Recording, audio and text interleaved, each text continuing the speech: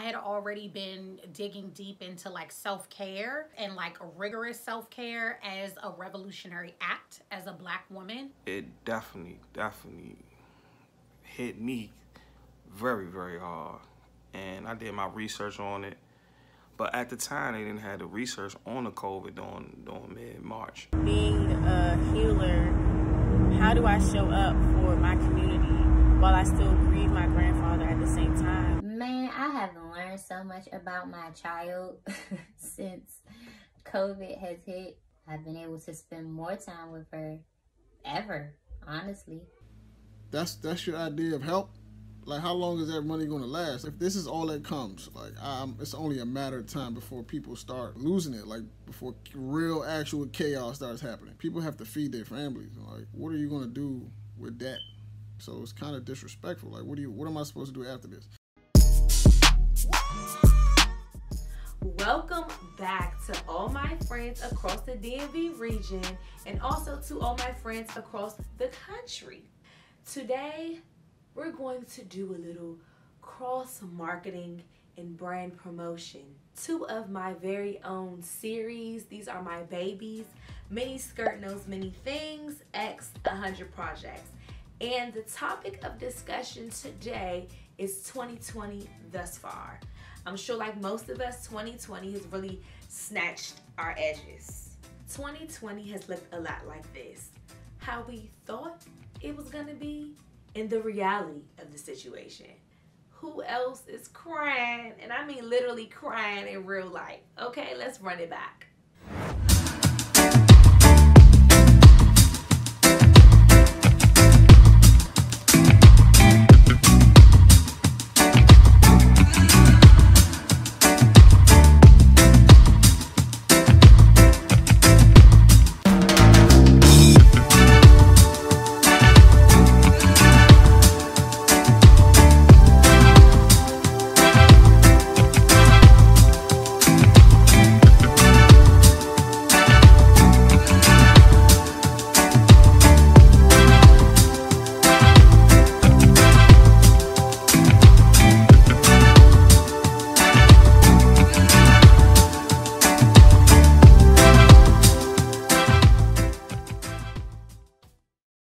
So I've asked my constituents, everyone that's been a part of 100 Projects so far, to just really check in and let us know how your life is going, how your goals are going.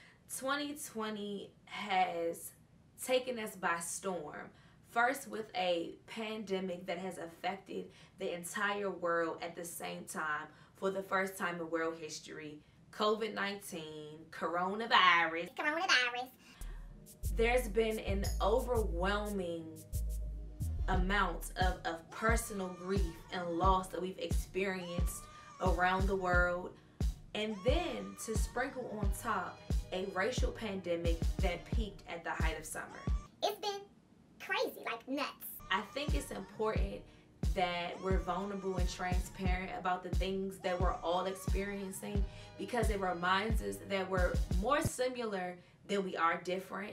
I think that this stimulates mental health in a good way and also allows us to just heal in real time when we're compassionate and telling our stories and walking in our truth together. Honestly, the point for me was that I wanted to do something to show everybody that we're all going through the exact same thing, and why not hear from your peers and people that you know. So let's get into it. It's the 6-month check-in from some of your favorite creatives and entrepreneurs around the DMV. I didn't start getting used to it like the third week of April. I haven't like talked to friends or nothing. I haven't been doing the show. It's just like it completely separated for everything. It definitely hit me very, very hard. And I did my research on it. But at the time, they didn't have the research on the COVID during mid-March. Then when I started seeing people dying, I'm just like, all right, this shit is real. I think people don't really take COVID seriously or aren't taking it seriously until it really hits super close to home. And for me, it definitely hit me super close to home. I lost my grandfather June 2nd to COVID-19 complications from COVID. There were just so many things that happened until you have to say goodbye to a person through FaceTime or video call on WhatsApp, I don't think anybody will understand how that really feels. I have not slept in 3 weeks. I have not felt okay in 3 weeks. Being a healer, how do I show up for my community while I still grieve my grandfather at the same time? I had to take a spiritual break so I could get back to me, so I could show up for me, so I could pour into my cup, because I've been half full. I still have faith, I still trust God, but I do have questions. I had to allow myself to feel, basically. When all of this started happening, my first thought was like, yes, the whole world has to stop. And I was really welcoming towards the peace, the stillness, the kind of pausing. I had already been digging deep into like self-care and like rigorous self-care as a revolutionary act as a Black woman. And I was encouraging other people to do the same. I mean, of course, everyone lost out money. Everyone was dealing with financially. But again, like I said, I think the resolve in that was that everybody was going through it. So I felt like, all right, we will all get through this together. I have been feeling very content during the quarantine since mid-March, and it's been an interesting experience. I've just kind of been taking the time out for myself. I've been trying to rest more. I wouldn't say that it didn't help me. It helped me in other areas, but as far as my blog is concerned, I haven't done anything with the time. I'm gonna be very transparent. You know, being stuck in the house, it has not allowed me to change my environment. I feed off of the energy around me, so having been stuck in the house since March and, you know, not really being able to go out and interact with strangers and different people has definitely made an impact on, you know, my inspiration. As far as the stimulus check is concerned, like, it was kind of disrespectful, honestly. I don't think the intentions were necessarily genuine. I think it helped a little bit when you consider how much it costs to run a family or how much it costs to operate a household. That's pennies. Like, you can spend that in a week. My money wasn't affected. I was even actually able to make more money because I had more free time. I was using other resources to make money in other ways. So for me, it was beneficial. But for like people who were put out of work or who were displaced, that's your idea of help. Like, how long is that money going to last? And I was just like, I know, and if this is all that comes, like, it's only a matter of time before people start losing it, like before real actual chaos starts happening. People have to feed their families. Like, what are you going to do with that? As far as like how this affected my goals, like, it slowed down my process tremendously. Like, you know, the podcast unfortunately came to a complete pause. Me personally, I just felt like there were more pressing issues at the time than to be doing our podcast. So I feel like the pause was necessary, and we're working our way back right now. COVID-19, woo child. COVID-19 was a mess throughout the whole pandemic, and currently my mind was completely cluttered. Although I was still able to work, one of my side businesses did get put on hold. Money that I was expecting was basically saying, no ma'am, not today. I pretty much stayed inside the whole time. I didn't come out at all. I didn't allow my son around anybody, which ultimately made me think that he developed separation anxiety during this time. Some days some days I would slip into depression, really postpartum, because I did experience that. Overall, I think that was the hardest part about COVID, was dealing with the postpartum. Mentally, I just was able to continue to handle the website.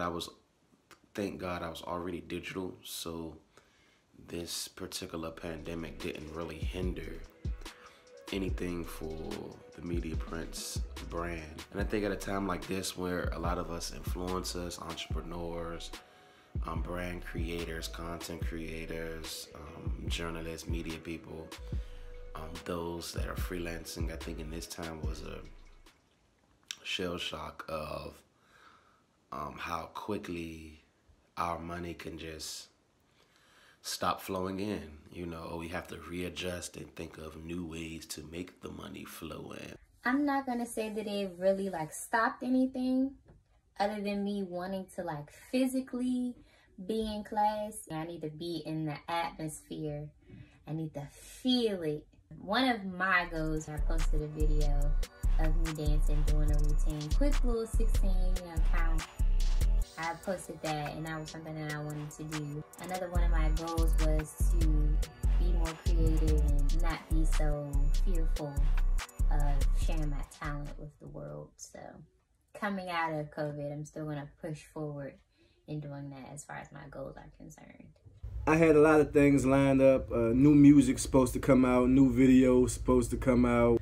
I didn't really trust going into the studio, so I built my own studio right here in my home. It's not the same, obviously. We bounced back and we found a way to work around it whichever way we could. The radio show is still going each and every Monday night on Bliss.fm. That's Floyd 118. The way it looks is a little different, right? The cosmetics, we recording the show from home, virtually, digitally, whatever you call it, right? And so obviously things were derailed or sidelined for a second. You know, if you got any hustle to you, this gonna show it, this gonna expose it. If you don't, this is gonna expose that as well. I've really been in the day-to-day activities about trying to just preserve life in these communities that we call our home. So I really haven't had time to do too many freestyles or drop a mixtape or EP because I've been out there kind of working on the front lines. But timing is everything, and so, you know, we're gonna bounce back better than ever when this comes back. Thank you all for joining me in part 1. And tune in next week for part 2, where we'll be discussing the silver lining in everything. You know, even in the midst of chaos, there's always a blessing in disguise. We'll also be getting into everyone's thoughts and views and experiences coming off the deaths of George Floyd, Breonna Taylor, and Ahmaud Arbery. And I think it's just so imperative that we stay focused on a light at the end of the tunnel, and how dope it is to see the Black community just come together. Everybody tapping into their purpose. So join me next week, part 2.